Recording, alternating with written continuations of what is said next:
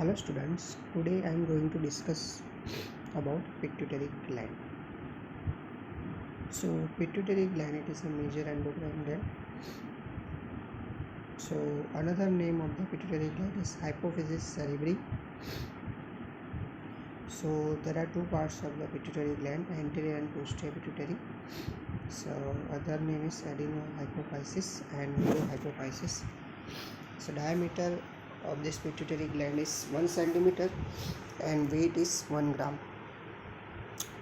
Pituitary gland, it is lies in the base of the brain in the sella turcica and connected with the hypothalamus by pituitary stalk. So this is the information regarding the pituitary gland. Now we see the next slide. Anterior pituitary, parts of the anterior pituitary: pars distalis, pars tubralis and pars intermedia. So origin of the anterior and posterior pituitary are different. Anterior pituitary is ectodermal in origin and it arises from the Rathke's pouch. Posterior pituitary gland is neuroectodermal in the origin. So anterior and posterior pituitary, the origin is different embryologically.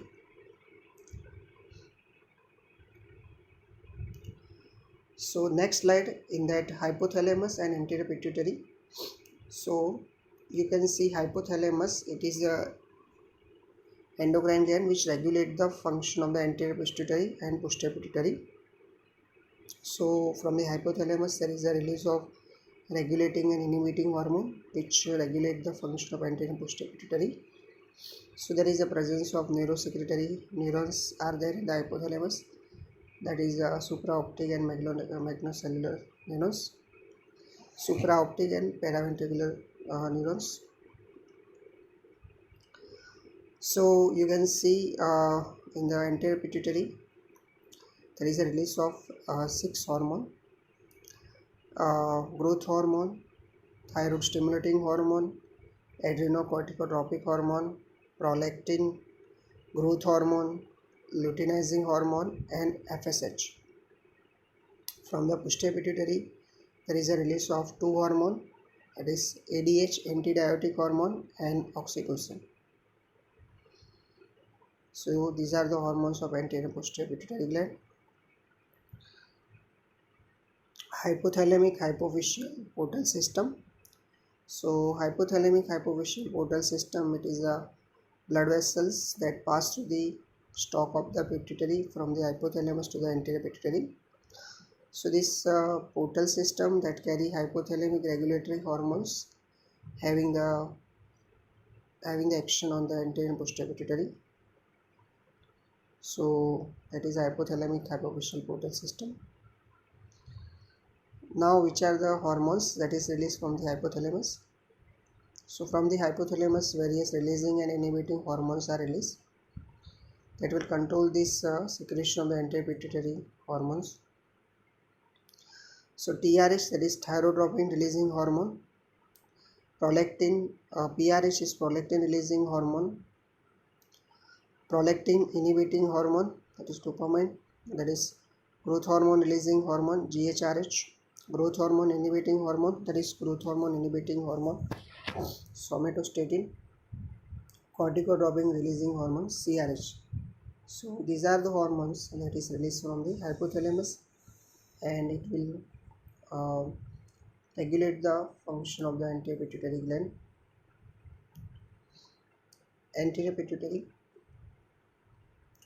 gland, that is connected to the hypothalamus by the hypothalamo-anterior pituitary portal vessels. So this 6 peptide hormone that is released from the anterior pituitary, as we talked earlier: prolactin, growth hormone, thyroid stimulating hormone, adrenocorticotropic hormone, follicle stimulating hormone and luteinizing hormone. So these hormones that is secreted from anterior pituitary gland. Now different cells are present in the anterior pituitary gland. So basically mainly acidophilic cell and basophilic cells are present. So in acidophilic cell there is somatotropes are there, okay, then lactotropes and okay, so that is the acidophilic cell. Basophilic cell there is gonadotropes, okay, thyrotropes. So they are basophilic cell. So you can see the population wise somatotrophs are more in the pituitary gland, and it releases growth hormone, and the target organ is all the tissue and the liver.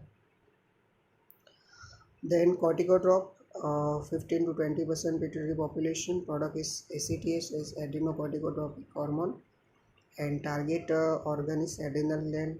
Okay.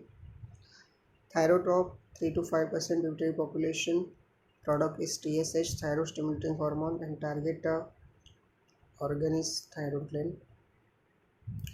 Gonadrop secrete gonadrop 10 to 15% pituitary population, and it releases luteinizing hormone and follicle stimulating hormone, and target organ is gonads. Okay, that is ovarian. And lactotrops 10 to 15% is release of prolactin from the lactotrops, and target organ is breast and gonad. Okay. So these are the various cells population present in the anteropituitary gland and its hormones. Target cell or target tissue. So from the anteropituitary gland, this release of 6 hormones are released. So growth hormone having direct action and indirect action. Direct action on the many organ and tissue, and mainly organ metabolism and growth. The growth hormone having mainly action of the growth to promote the growth of the body. Indirect action in the act on the liver by the secondary mediators, that is somatomerins. Thyroid stimulating hormone stimulate the thyroid gland. So there is a release of T3 and T4, that is triiodothyronine and thyroxine. ACTH act on the adrenal cortex. So there is a release of corticosteroid cortisol. FSH and LH, that is the gonadotropins, act on the ovary and testes. So there is germ cell development and hormone production. In female there is production of estrogen, progesterone, and male there is a production of testosterone. Prolactin, that is mainly concerned with the milk production and breast development. So these are the hormones and its target organs and action. Now what is growth? So growth is the increase in the size of the tissue or organism due to the increase in the cell size, that is the hypertrophy. Increase in the number of the cell, that is known as hyperplasia, and also there is an increase in the extracellular matrix around the cell. So this is the difference between the hypertrophy, hyperplasia. Hypertrophy increase in the cell size, and hyperplasia is increase in the number of the cell. Now we see about structure and source of the growth hormone. So growth hormone, it is a large peptide hormone with 191 amino acid. Growth hormone, it is produced by somatotropic cell, acidophilic cell of anterior pituitary. Growth hormone, the other name of this somatotropin. So major hormone that regulate the growth in the body, it is a growth hormone. Action of the growth hormone, it is increase the skeletal growth of the body, increase the muscular growth. So if growth hormone is not secreted properly, then what happen? Stunted growth of the body occur. Increase the amino acid uptake and protein synthesis. Increase the use of lipid for the energy, and decrease storage of the carbohydrates. So these are the action of the growth hormone.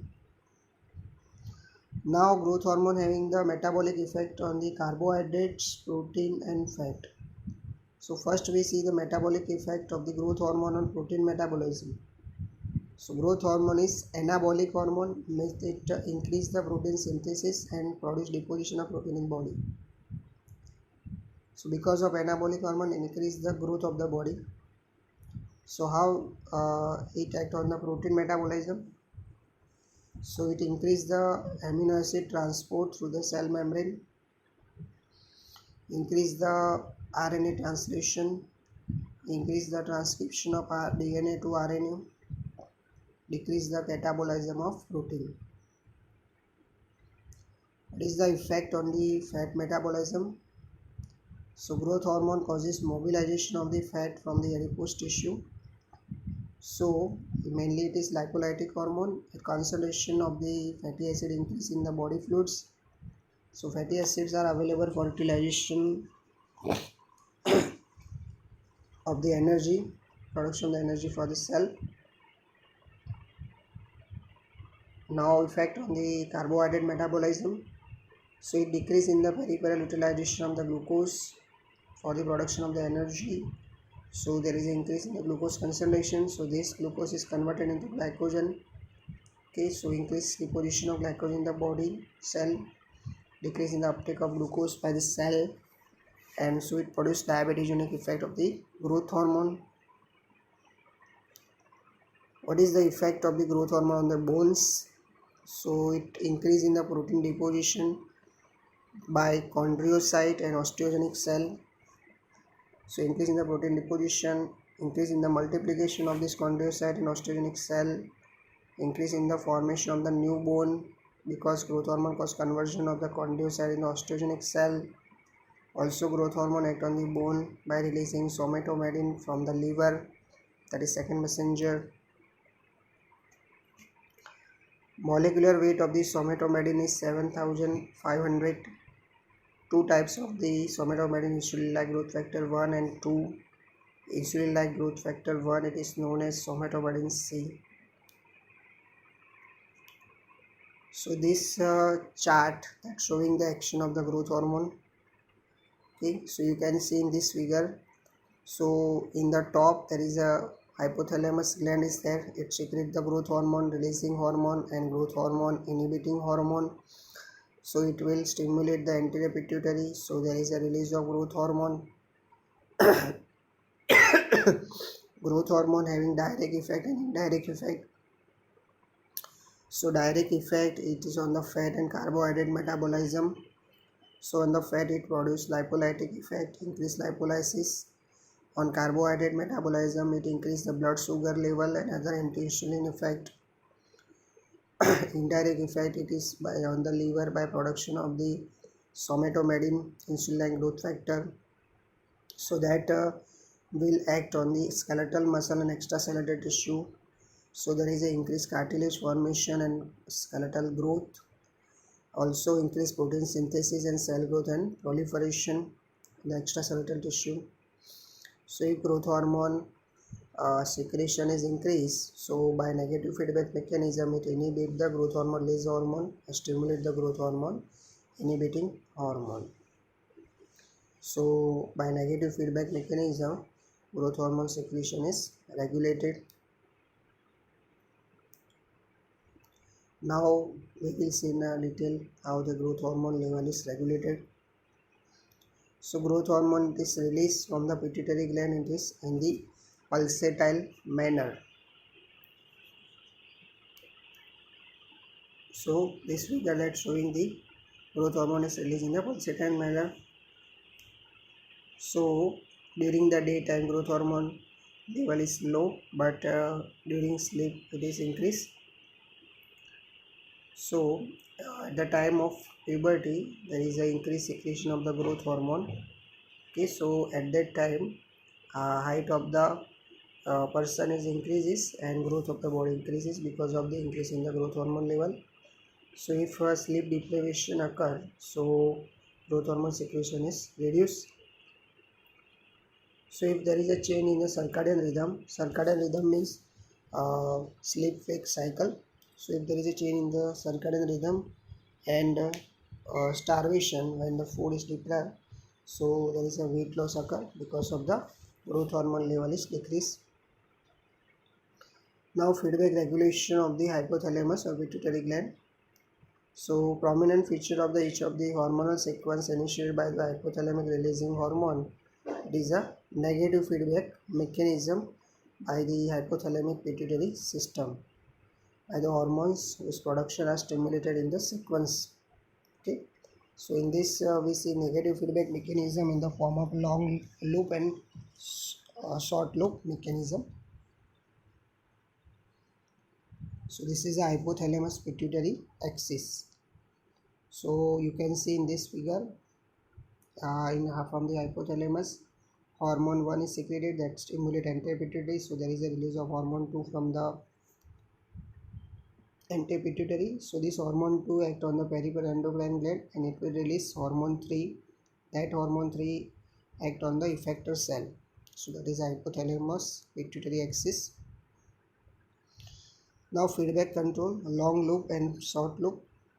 So in the long loop, okay, hypothalamus, from the hypothalamus hormone 1 is released that stimulate anterior pituitary. So hormone 2 release from anterior pituitary that act on the peripheral gland and hormone 3 is released. So long loop feedback in that hormone 3 that inhibit the okay um, anterior pituitary and hypothalamus, and in the short loop hormone 2 that directly inhibit the hypothalamus.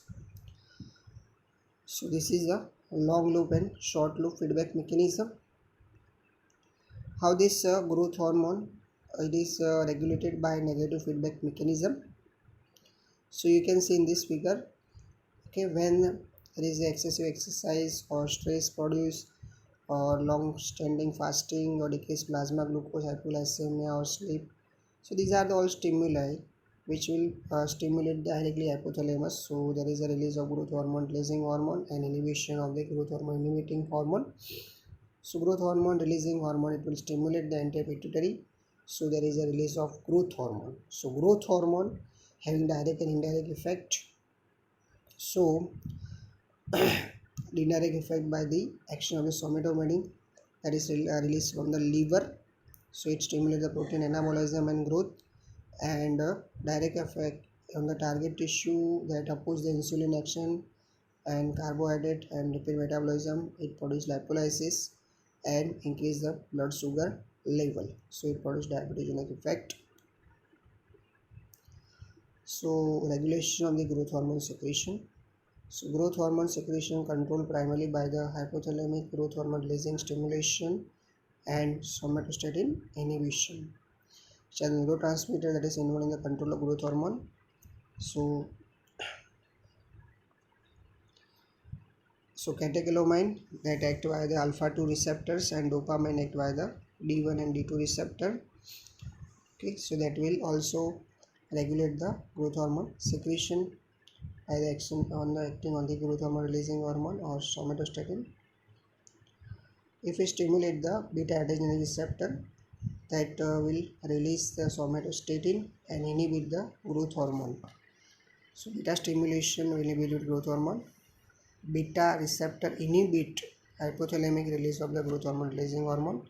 So in this way, beta receptor stimulation will inhibit the growth hormone secretion. Additional central mechanism that control the growth hormone secretion that include the ultra-short feedback loop that accelerated by both somatostatin and growth hormone releasing hormone on the round secretion. Now we will see the applied aspect of this pituitary gland. That is, if the secretion of the growth hormone increases, then what happen? Then if secretion of the growth hormone decreases, then what happen? So the word acromegaly and gigantism. So this condition that occur due to tumor, that is adenoma, acidophilic adenoma produced in the somatotropic cell. So if growth hormone increases before puberty, so before fusion of the uh, epiphysis with the diaphysis or metaphysis, so there is an increase in the length of the long bones. So there is gigantism occur. Okay, so symmetrical enlargement of the body occurs, so resulting in the giant.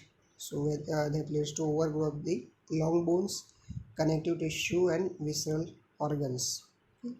So the height of the individual increases up to the 7 to 8 feet. Okay, with the growth of the all the long bones and all over the body. So if the growth hormone secretion that increase after the puberty, so after fusion of the diaphysis of the epiphysis, so the the length of the bone that does not increase, but what happened, cancellous bones in that thickness occur. Okay, so overgrowth of the cancellous bone, so it produces the protrusion of the lower jaw, that is known as prognathism. That is the main characteristic of the acromegaly. Also there is a enlargement of the frontal bone. Okay, thickness of the supraorbital ridges. Okay, then thickening of the tongue. Okay, and lips enlarge, and visceromegaly occur, and blood sugar level also increase. So there is a diabetes mellitus also occur, and hyperglycemia occur. The word acromegaly means there is an enlargement of the acral bones, means the bones of the hand and feet they are enlarged. Also there is a thickening of phalanges occur, and overgrowth of the visceral organ, that is a hepatomegaly occur. So this is the figure of the acromegaly. Okay, so you can see in this there is an enlargement of the okay, uh, enlargement of the bones of the hand. Also there is a protrusion of the lower jaw, that is a prognathism, and there is increased thickness of the supraorbital ridges. So there is a acromegaly. Gigantism. Okay, also in the gigantism there is an increased height of the individual. Okay, so in there is a excess growth hormone secretion before the puberty. Okay, so height of the individual increase. So if the growth hormone secretion is reduced, then what happen? So then dwarfism occur, that is stunted growth in the children. So reduction in the growth hormone secretion in the infancy or early childhood, that causes a dwarfism. So it may occur because of the following condition: deficiency of the growth hormone releasing hormone from the hypothalamus, or atrophy or degeneration of the acidophilic cell in the anterior pituitary, tumors of the chromophobes, or panhypopituitarism. Panhypopituitarism is a condition in which all the hormones of the anterior pituitary they decrease. So that called is panhypopituitarism. Primary symptoms of hypopituitarism in the children is stunted growth. Height of the pituitary dwarf is only 3 feet. Suppose there is a difference in the pituitary dwarf and thyroid dwarf. In thyroid dwarf there is a mental retardation. In pituitary dwarf there is no mental retardation. Proportion of the different parts of the body are normal. Only the head becomes slightly larger in relation to the body. Do not show any deformity, and their mental activity is normal with no mental retardation, and reproductive function is also not affected. Posterior pituitary, parts of the posterior pituitary: pars nervosa, neural stalk or infundibular stem, and medial eminence. So what is the relation between the hypothalamus and posterior pituitary? So neurosecretory neurons that present in the hypothalamus, supraoptic and paraventricular nuclei, that mainly synthesis these hormones of the posterior pituitary. So they are carried by this hypothalamus hypophyseal portal blood vessel, and they are stored in the posterior pituitary. So when the signals come, these hormones are released from the posterior pituitary. So which are the hormones that are released from the posterior pituitary? These are the oxytocin and vasopressin. So posterior pituitary hormones, that is the ADH, vasopressin, the other name of ADH, and oxytocin. So both are synthesized in the cell bodies of hypothalamic neurons. ADH synthesizes supraoptic nucleus, and oxytocin synthesizes paraventricular nucleus.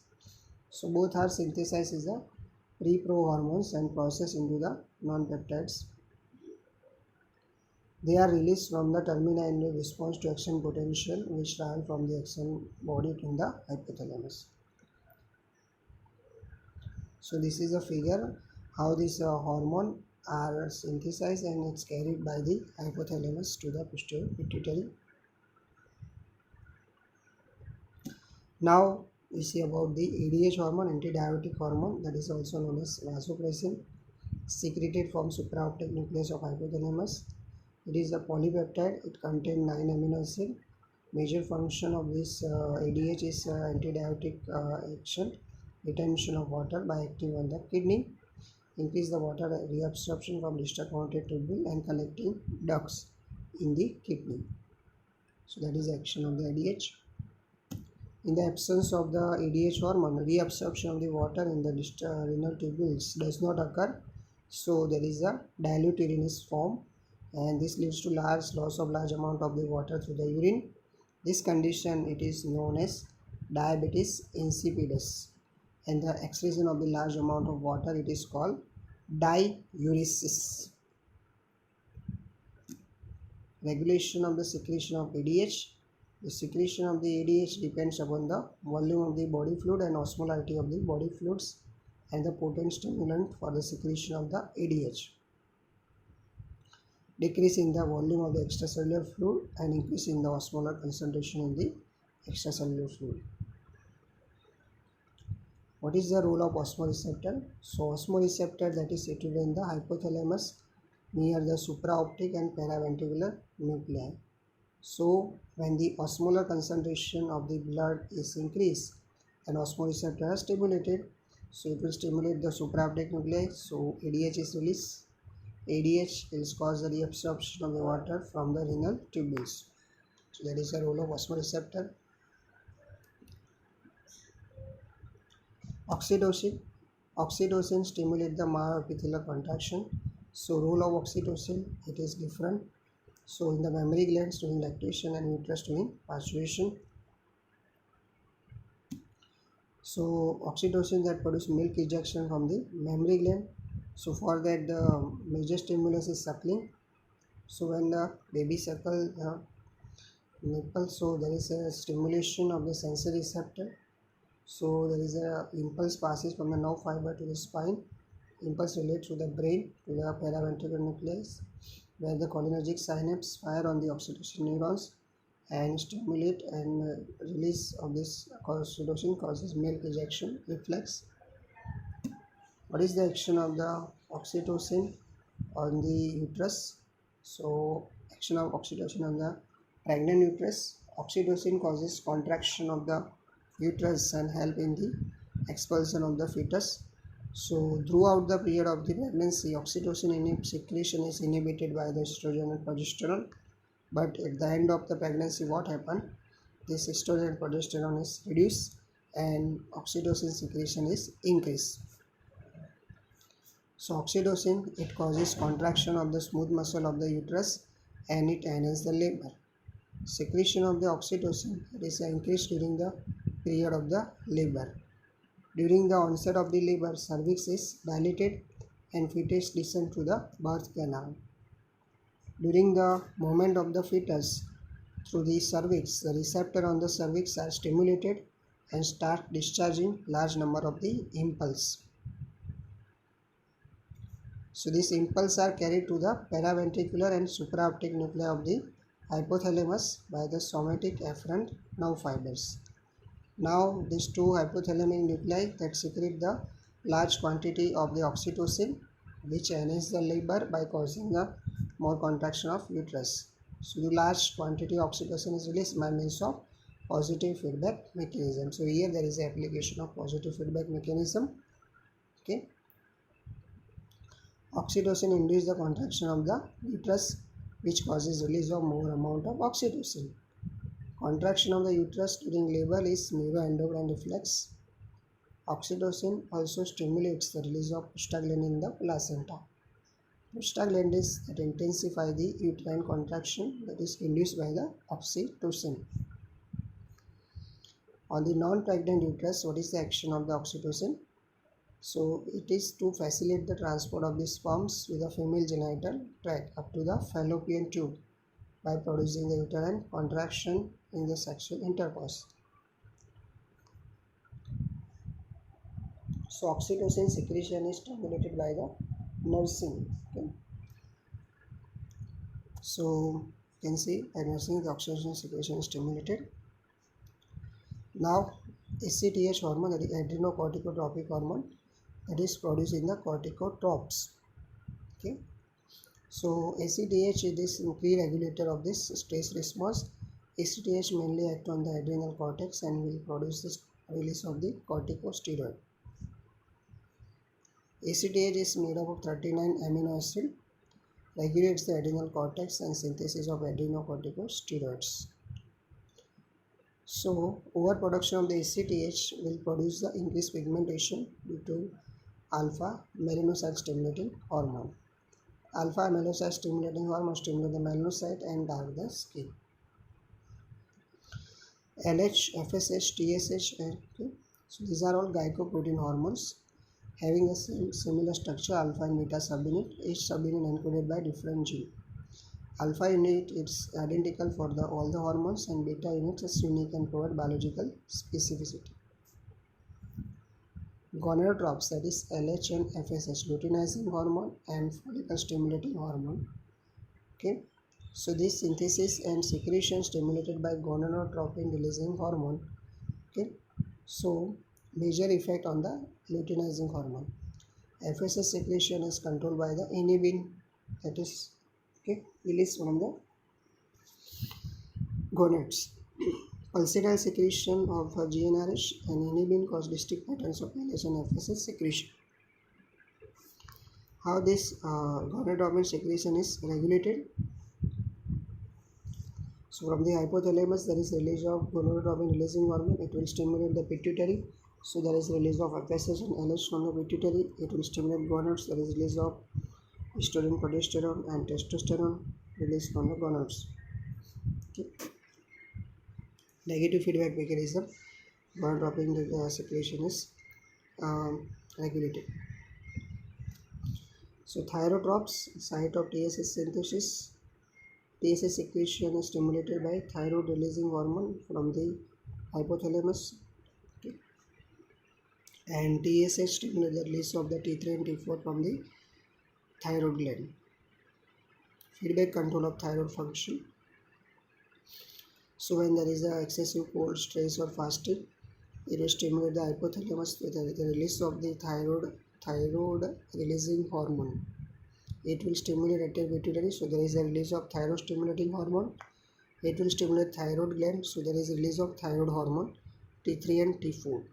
It will act on the effector cell and produce growth and develop metabolic rate. So if T3 and T4 increase, so it will inhibit the anterior pituitary, so there is a decreased secretion of TSH from the anterior pituitary. Lactotropes, that is site of production of the prolactin hormone. Lactogenesis, that is the milk synthesis that requires the prolactin hormone, tonically inhibited. Okay. So dopamine, that is a prolactin inhibiting hormone, inhibits the prolactin. Prolactin releasing hormone is TRH. Oxytocin also stimulates the prolactin release, and estrogen enhances the prolactin synthesis. Prolactin, it stimulates the breast development and lactogenesis, milk production. It is involved in the development of the Leydig cell in prepubertal males. Prolactin having immunomodulatory effects stimulate the T cell function. Okay. So this is the end of this pituitary gland.